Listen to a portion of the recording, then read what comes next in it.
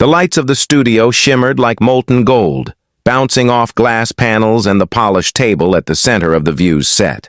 The air was alive with the practiced hum of television, camera operators whispering cues, the producer counting down from behind the glass, audience members adjusting in their seats with that giddy, nervous excitement that only live TV could generate. Joy Behar sat upright in her chair, shuffling cue cards with a grin that carried both charm and mischief. Across from her sat Keanu Reeves, effortlessly calm, hands folded loosely in his lap, dressed in his signature black suit and boots, his dark hair brushing his shoulders in soft waves. The applause thundered as Joy turned to the camera. Welcome back. Our next guest is one of Hollywood's most beloved stars, actor, producer, and I think we can all agree, the internet's favorite human being, Mr. Keanu Reeves. The audience erupted, and Keanu smiled humbly, bowing his head slightly as if embarrassed by the affection. "Thank you," he said softly, voice steady but modest. Joy leaned in, her tone playful. "You know, Keanu, you've got this reputation. You're the nicest guy in Hollywood." "I'm wondering if that's actually true, or if you're just a really good actor." The crowd laughed. Keanu chuckled too, but there was something serene about his presence, a stillness that made even humor feel grounded. "Maybe a bit of both," he said. "I like to think kindness doesn't have to be a performance." Joy nodded, tapping her cue cards. "That's very poetic. But I've got to ask, you went viral last week after that interview where you said Hollywood was, quote, a place where empathy is used as a brand, not a belief. That ruffled some feathers." Keanu tilted his head slightly, the faintest smile at the corners of his mouth. "Yeah, I heard about that. It wasn't meant to ruffle anyone. It was just an observation." Joy arched an eyebrow. "An observation that sounds like a critique." He met her gaze, calm but firm. "Maybe it was. But not a cruel one." Joy chuckled, sensing the audience's attention sharpening. "Well, you know how it goes. You say something about Hollywood, and suddenly you're biting the hand that feeds you." Keanu leaned back, his posture relaxed yet composed. "I don't really see it that way. The industry's been good to me, sure, but I don't owe it my silence." That line landed heavy in the room. A small wave of murmurs swept through the crowd, the kind of collective sound people make when they know they've just heard something worth replaying later. Joy smiled, but there was an edge to it now. "So you're saying you don't feel grateful?" Keanu's eyes softened, his tone never rising. "No, I'm very grateful, but gratitude doesn't mean obedience. It doesn't mean pretending everything's perfect when it isn't." The audience applauded, not wildly but steadily, a rhythm that carried approval.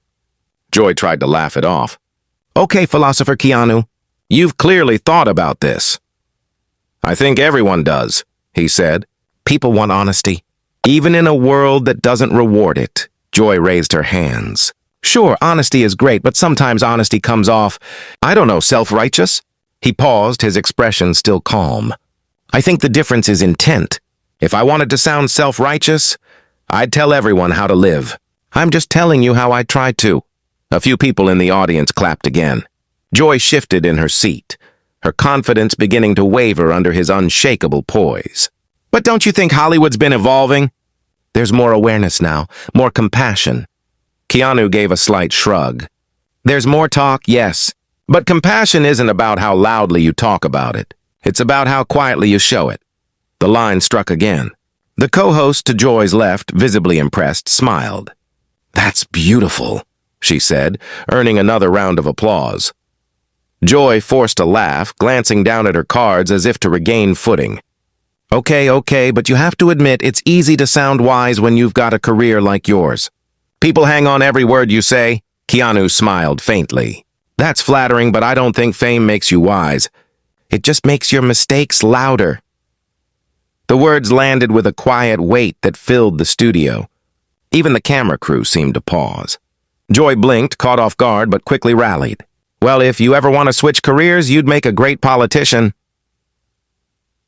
The studio's back corridors were buzzing with overlapping voices, laughter and the metallic squeak of rolling equipment carts. The air smelled faintly of coffee and stage makeup, tinged with that nervous energy that always followed a viral moment. Keanu Reeves walked through it quietly, hands in his pockets, his long coat moving softly with each step.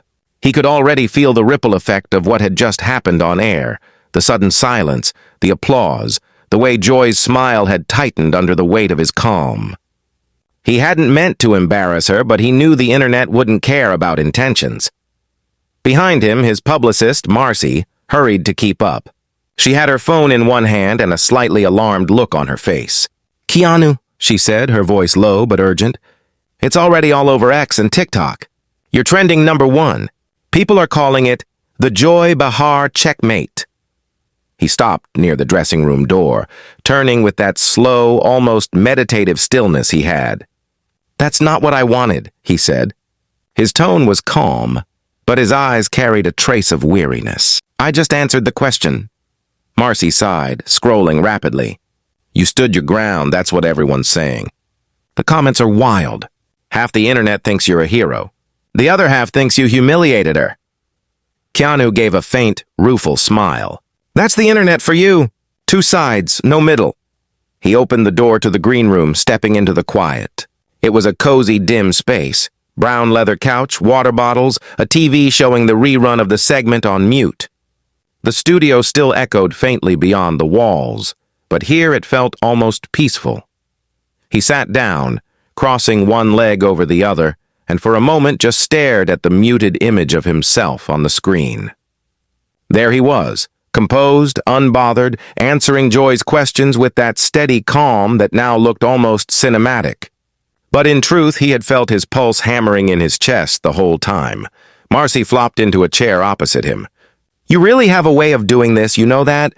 You don't try to cause trouble, but trouble finds you because you're, well, you," he chuckled softly. "That's not my intention. I just don't like playing the game. People ask me what I think, and I tell them. Yeah, but you forget that most people don't tell the truth on TV. You looked too honest. That's what throws them." She scrolled again, squinting. "Oh, here we go. Joy's publicist just put out a statement saying she respects Keanu's perspective and that it was a spirited conversation. That's PR talk for we're doing damage control." He leaned forward, elbows on his knees. "I don't want her to be dragged for it." She asked fair questions. I just answered them differently than she expected. Marcy looked up. "Do you want to post something? Maybe thank the show, say it was a good conversation, something to soften the edges?" Keanu thought for a long moment, rubbing his chin. "No. The more I talk about it, the more they'll twist it. Better to stay quiet and let it pass." Before Marcy could respond, the door opened gently, and Joy Behar stepped in. She wasn't smiling this time. The bright studio makeup had been wiped away, and without the spotlight, she looked smaller, softer, more human. Keanu rose immediately, polite as ever. "Joy," he said, inclining his head slightly. "Keanu," she replied, closing the door behind her. There was a pause, long enough to feel like both of them were waiting for the other to speak first. Finally, she said, "That didn't go the way I planned." He nodded, folding his hands. "I figured it didn't." Joy exhaled, crossing her arms as she leaned against the counter. "You know, I've been doing this job for a long time. I've had politicians, athletes, actors, you name it. But no one's ever made me feel like I was the one under the microscope." "That wasn't my goal," he said softly. "I wasn't trying to make you look bad." "I know." Her tone was surprisingly gentle. "But you did, without even meaning to. You just sat there, so calm, so grounded. And the more I pushed, the smaller I felt." Keanu gave a small, apologetic smile. "Maybe I should have laughed more." Joy chuckled quietly, shaking her head. "No, don't apologize for being calm. I could probably use a lesson in that." There was a moment of shared silence, the tension easing just a little. Marcy slipped out discreetly, leaving them alone. Joy walked closer, hands clasped loosely in front of her. "You know, people are already cutting that clip like it's a movie scene. Keanu versus Joy, the showdown. I'm gonna be a meme by dinner." He smiled faintly. "The internet moves fast. Tomorrow it'll be someone else. Yeah, she said, half laughing, half sighing. But for today, I'm the villain. Congratulations, you won. He shook his head. It wasn't a fight. She looked up, eyes sharp but softening. You sure? Because it felt like one. And you didn't even raise your voice. He met her gaze steadily. Standing your ground doesn't mean standing against someone. It just means not letting yourself be moved by noise. That line made her pause. She tilted her head, thoughtful now. You really believe that, huh? Yes, he smiled. The world's too loud already. I'd rather whisper. Joy let out a long breath, a half smile tugging at her lips. You know, when I started in comedy, I used to think talking louder made people listen. Maybe I was wrong.